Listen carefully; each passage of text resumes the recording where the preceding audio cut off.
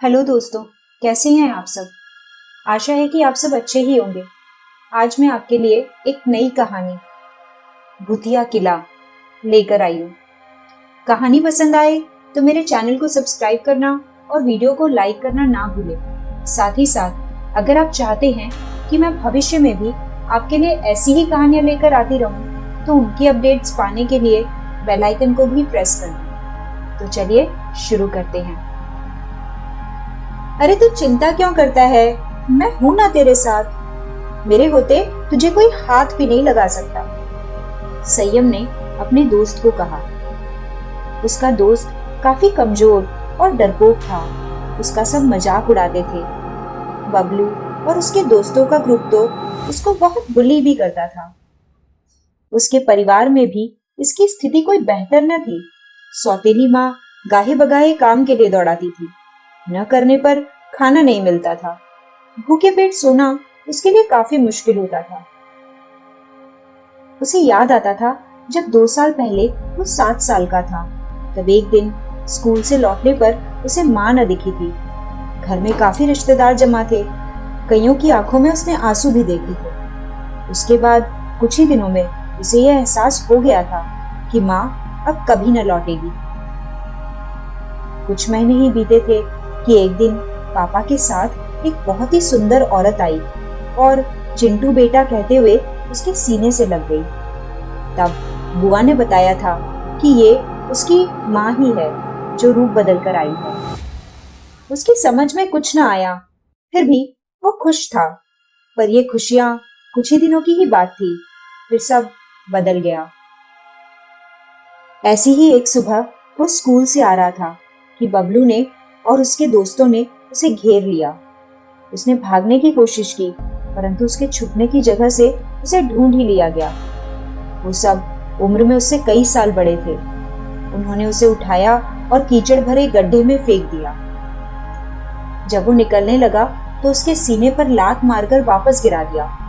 वो सब चारों तरफ से उसे घेर कर उसके साथ फुटबॉल खेलने लगे, जिसमें बॉल वही था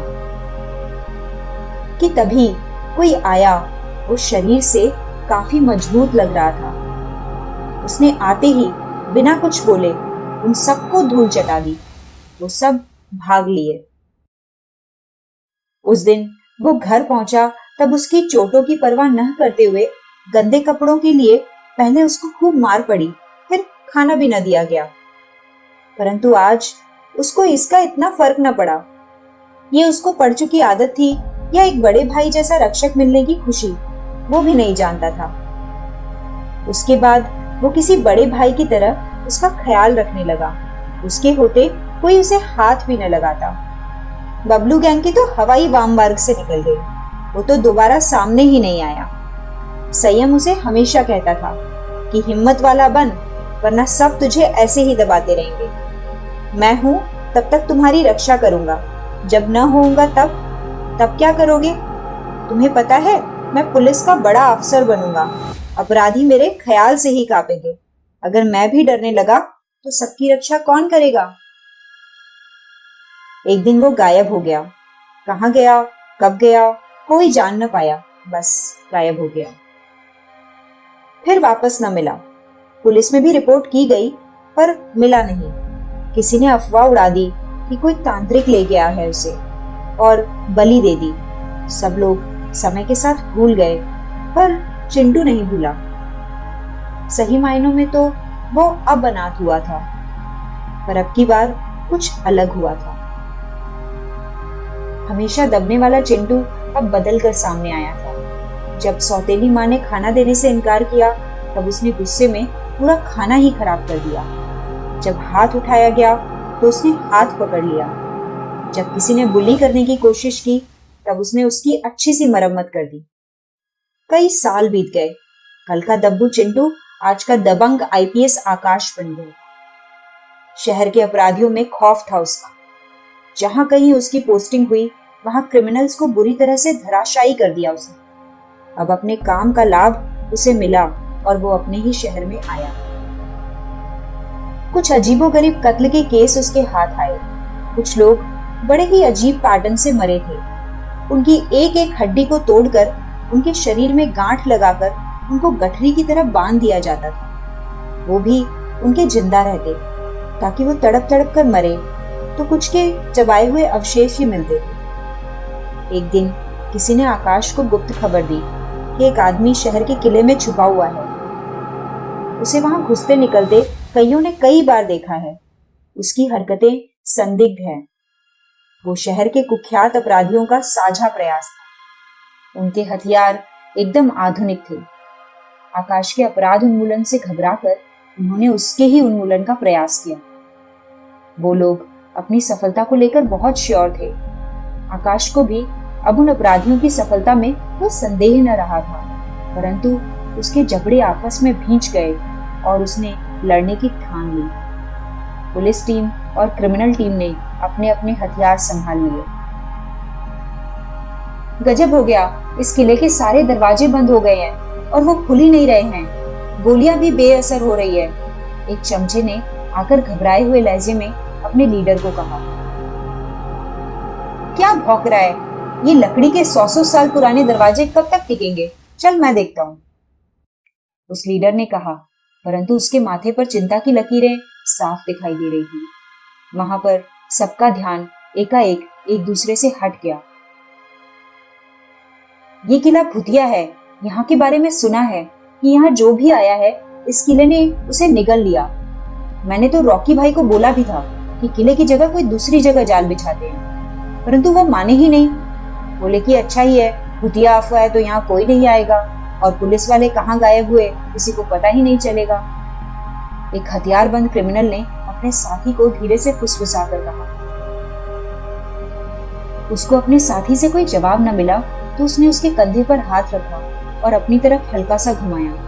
घुमाते ही उसकी चीख निकल गई, क्योंकि उसके साथी की पुतलियां एकदम सफेद थी और वो किसी सूखी हुई लाश जो सैकड़ों साल पुरानी हो की तरह लग रहा था, जैसे किसी ने उसको चूस लिया हो। वो लाश गिरी और सबका ध्यान उस तरफ गया। सबके सब आतंकित हो गए ये देखकर। ये जगह श्रापित है, ये सबको भक्ष लेती है, सब यहाँ से निकलो। ऐसा कहते हुए उसने एक दरवाजा खोला और बाहर निकलकर भागने लगा।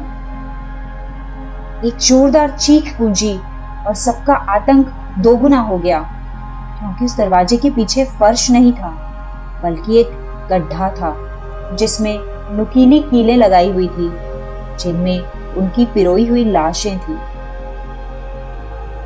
सबके देखते ही देखते वो दरवाजा बंद हो गया। जब किसी ने हिम्मत करके उसे वापस खोला तो वहां कोई गड्ढा न था। अचानक वहां चली एक तेज हवा जब सबको छूकर गुजर गई, तब किसी को यह भान न रहा कि सारे खिड़की दरवाजे तो बंद है, हवा कहां से आएगी वहां। परंतु स्थिति पर गौर तब किया गया जब कुछ आदमी वहां इस तरह गिर गए जैसे उन्हें बीच में से काटा गया हो। ये देखकर अब वहां भगदड़ मच गई। जिसको जहां जगह मिली वो वहां से बाहर निकलने की कोशिश करने लगा, परंतु कोई फायदा नहीं हुआ। कोई भी दरवाजा पूरा जोर लगाने से भी खुल नहीं रहा था। गोलियों से भी किसी दरवाजे पर खरोंच तक ना आई। इधर पुलिस वाले भी अपना प्रयास कर रहे थे, परंतु उनकी हालत भी बदमाशों से कुछ बेहतर न थी। दो हवलदारों ने जैसे ही भागने के लिए कोना ढूंढा, वहां पहले से ही दो अपराधी छुपे हुए थे। उनको देखकर एक बार तो हवलदारों की आंखें सिकुड़ी, परंतु अभी दुश्मनी निभाने का समय न था। यहाँ किले में कुछ अजीब हो रहा था जिससे बचने का समय था। उन्होंने जैसे तैसे करके एक दरवाजा धक्का देकर खोला, परंतु खुलते ही उन चारों की चीखों से वो किला गूंज उठा। सामने का नजारा ही ऐसा था। ये दरवाजा किसी विशाल तीखे दांतों वाले मुंह का था, जिसकी लपलपाती जुबान कई गज लंबी थी। उन दांतों ने तीन को तो बेरहमी से चबा लिया, परंतु एक अपराधी की टांग ही उखड़ी थी। वो दर्द से बिलबिलाते हुए पीछे हटा, परंतु उस जुबान ने उसकी दूसरी टांग पकड़ के मुंह में खींच लिया और चबा डाला। रॉकी, जो इन अपराधियों का लीडर था, ये सब देख रहा था। आतंक और भय की अधिकता में उसने अपना मानसिक संतुलन खो दिया और अपनी गन से अंधाधुंध फायर करने लगा उस किले की दीवारों पर। उसने अंधेपन में ये भी न देखा कि उसने वहां मौजूद बहुत सारे आदमियों को ही भून डाला था। उसकी उंगली ट्रिगर पर कसी रह गई। उसको होश तब आया जब उसकी गोलियां खत्म हो गई। उसके साथियों की लाशें बिछी हुई थी, साथ ही कुछ पुलिस वाले भी वहां अपनी सांसें छोड़ चुके थे। परंतु उसका ध्यान सामने दीवार पर था, जहां गोलियां धंसी थी और उन छेदों से खून बह रहा था। उसके डर और आश्चर्य का पार न रहा, परंतु ये स्थिति ज्यादा देर न रही। जब एक फानुस का नुकीला हिस्सा ऊपर से आकर उसके सर में घुस गया। आकाश ने देखा वह लोमहर्षक दृश्य कि उस फानुस के बिजली के तार किसी चूषक की भांति रॉकी का खून चूस रहे थे। वो हरे पीले तार लाल हो गए थे। आकाश ने बिना सोचे उस फानुस पर अपनी सर्विस रिवॉल्वर से गोलियां चला दी। फानुस पर असर तो क्या होना था, वो वापस ऊपर अपनी जगह पर खिंच गया और सेट हो गया। आकाश ने नोटिस किया कि वहां अब उसके अलावा कोई न बचा था। उसको भी अब लग रहा था कि यहाँ से बचकर निकलना अब नामुमकिन है। उसके जबड़े भिज गए। उसने तय कर लिया कि वो यूं हार न मानेगा, अंतिम सांस तक निकलने की कोशिश करता रहेगा। उसने वहां पड़ी एक अपराधी की गन उठाई और ताबड़तोड़ दीवारों पर गोलियां बरसाने लगा। उसे यूं लगा कि जैसे किला चीख रहा हो। उसके घावों में से खून रीस रहा था। परंतु अचानक आकाश के पैरों में कुछ जड़ें लिपटती चली गई और उसे मुंह के बल गिराकर खींचने लगी। वो उसे एक खुले दरवाजे के पार खींचने लगी, जिसके पार एकदम घुप अंधेरा ही नजर आ रहा था। आकाश ने दरवाजे की चौखट पकड़ ली। उसके हाथ छूटने लगे थे, खिंचाव अधिक था। अचानक उसे अपनी जेब में रखे लाइटर का ख्याल आया। उसने जैसे तैसे करके एक हाथ से लाइटर को निकाला, उसे जलाया और उस जड़ को छुआ दिया। ऐसा लगा कि जड़ तड़प उठी। वो लाइटर से जलने वाली न थी, परंतु इतनी ढीली जरूर पड़ गई कि आकाश ने खुद को चुराकर वापस आने में सफलता प्राप्त कर ली। उसने बिना देर किए वहां पड़ी एक और गन उठाई और उस पीछा करती जड़ पर ताबड़तोड़ फायर झोंक मारे। जड़ से भी खून के फव्वारे छूटे और वो पीछे अंधेरे में गुम हो गई और वो दरवाजा बंद हो गया। आकाश ने हैरत के साथ अनायास ही गोलियों से बिंधी उस दीवार को छू लिया। उसे ये महसूस हुआ कि दीवार की धड़कनें चल रही है। आकाश अचंभे में पड़ गया। वो खुद से बोलने लगा, आखिर हो क्या तुम? जिस तरह तुमने सब लोगों को खत्म किया है, तुम कोई आदमखोर हो। परंतु ये असंभव है। कोई बेजान चीज कैसे आदमखोर हो सकती है? इतने में आकाश की पीठ से कुछ भारी सामान जोर से आकर टकराया और आकाश की हड्डियां कड़कड़ा उठी। वो उसी दीवार से टकराया और पल भर में उसे बहुत कुछ दिखाई दे दिया।